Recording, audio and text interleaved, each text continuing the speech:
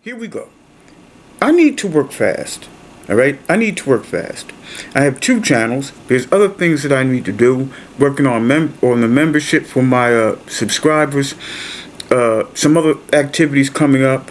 Working on material that I need to be sending out more of to my subscribers.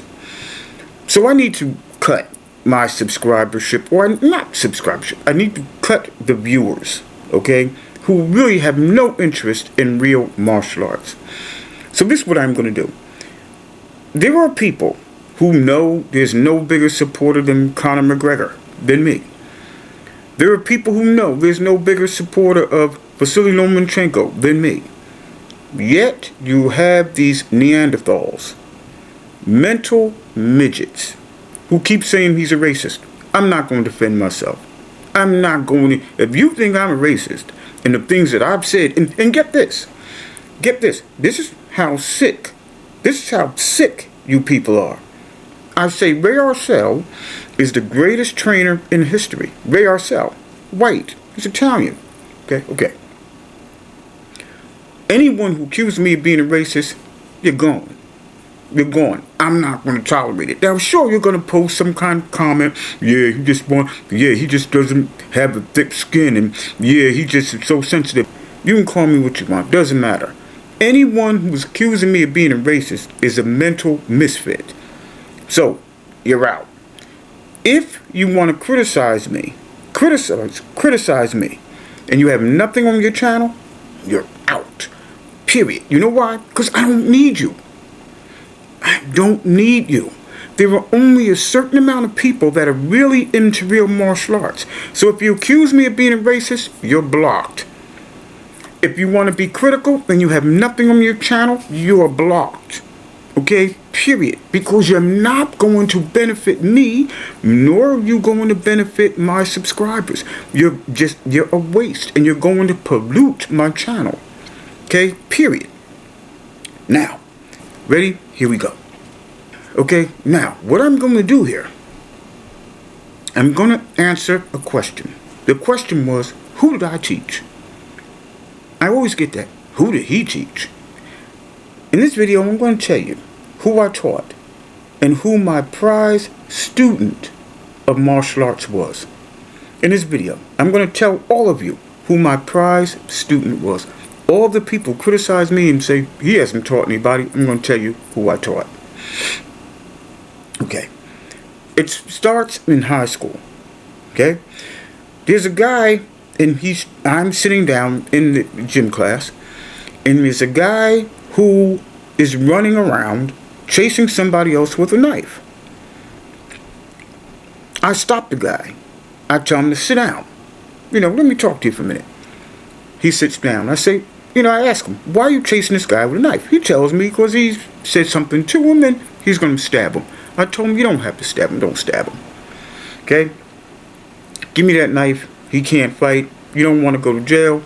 Don't stab him. Okay. About 2 weeks later, this same guy comes and sits down at my lunch table.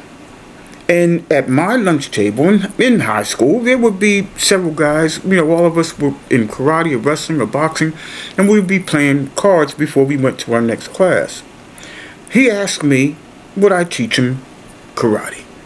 I told him, well, I teach karate, but I basically teach, street fighting. So he said, okay. Well, I taught him for about 3 years. And I taught him techniques that I was taught by some pretty good street fighters. Okay, some of them dead, some of them incarcerated, some of them still out, and I just haven't heard from them in a while. Well, eventually, he was an upstanding guy, lost his girlfriend, was brokenhearted, got hooked on drugs, and eventually he started sticking up people with his hands. My prize student started sticking up people with his hands, going into their pockets.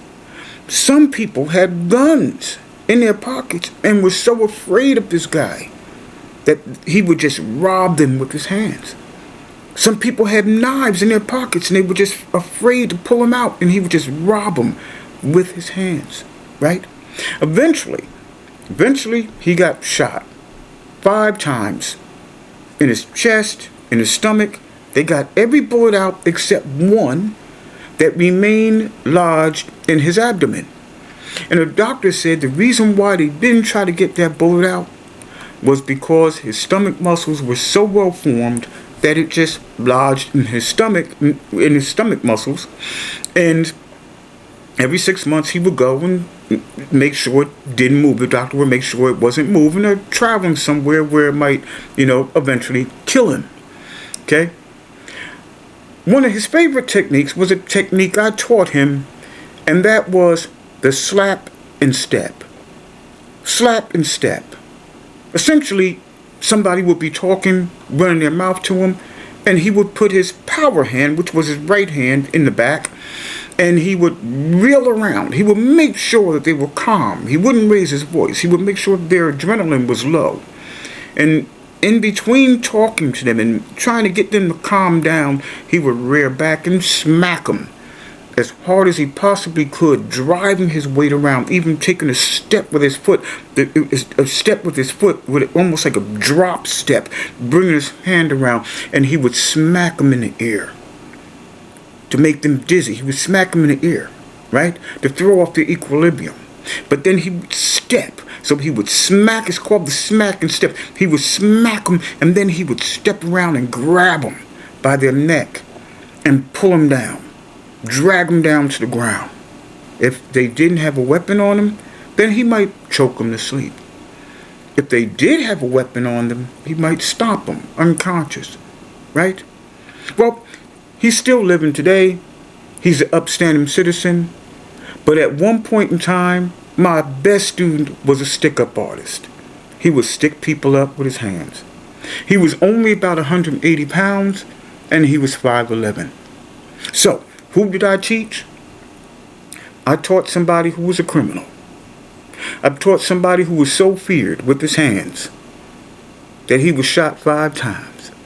I taught somebody who was so feared with his hands and his ability to fight that people who had guns in their pockets were still afraid to even shoot him for fear that he might live and he might beat him to death with his hands. Okay? So, who was my best student? My best student is someone who, if you ran your mouth, he would throw coffee in your face, and while you were screaming, he would throw you down and stomp you unconscious. That's who my best student was. Now, the name is not important. What is important is that, I don't give a damn about MMA. I don't give a damn about sport Brazilian Jiu-Jitsu. I don't give a damn about teaching no pro boxer. My number one student was a legitimate badass. If you saw him in a dark alley, you might be fighting for your life and might very well lose it. Okay?